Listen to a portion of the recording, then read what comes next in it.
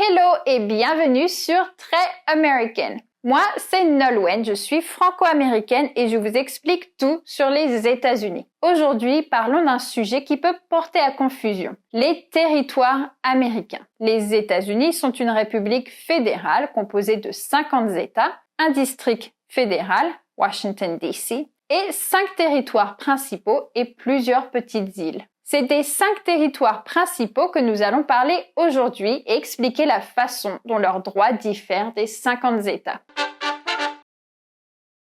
Commençons par Guam et Porto Rico, qui sont devenus des territoires américains à la suite de la guerre hispano-américaine de 1898. C'est à ce moment-là que les États-Unis ont acquis Cuba, les Philippines, Porto Rico et Guam, alors que Cuba était au centre de ce conflit. Cuba et les Philippines ont depuis regagné leur indépendance, mais ça n'a pas été le cas de Guam et Porto Rico qui sont toujours sur la juridiction des États-Unis. Porto Rico se situe dans les Caraïbes et est un territoire organisé, non incorporé, avec un statut de Commonwealth, c'est-à-dire un statut d'État libre associé.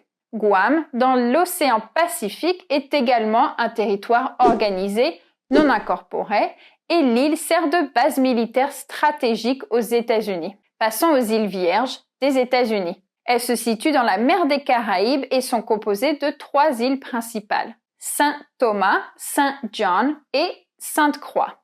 Les îles Vierges ont été rachetées au Danemark par les États-Unis en 1917. C'est également un territoire organisé, non incorporé.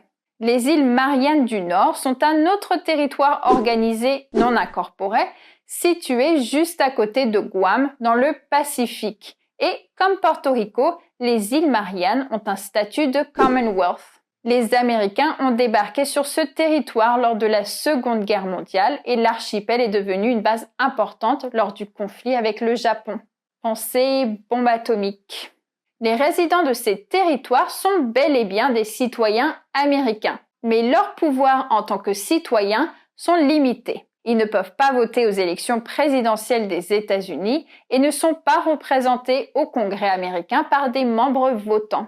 En revanche, s'ils partent vivre aux États-Unis, ils obtiennent les mêmes droits que les citoyens américains dans l'État dans lequel ils résident, y compris le droit de vote. Enfin, les Samoa américaines ont été acquises par les États-Unis lors de la partition de l'archipel en 1899. Mais c'est un territoire non incorporé et non organisé. Les résidents de ce territoire possèdent la nationalité américaine, mais pas la citoyenneté américaine. Donc, contrairement à leurs compatriotes des territoires organisés, s'ils partent vivre aux États-Unis, ils devront obtenir la citoyenneté américaine pour obtenir le droit de vote. En revanche, ils sont libres de circuler aux États-Unis. Tous ces territoires ont comme président le président des États-Unis d'Amérique, mais chacun ont également un gouverneur.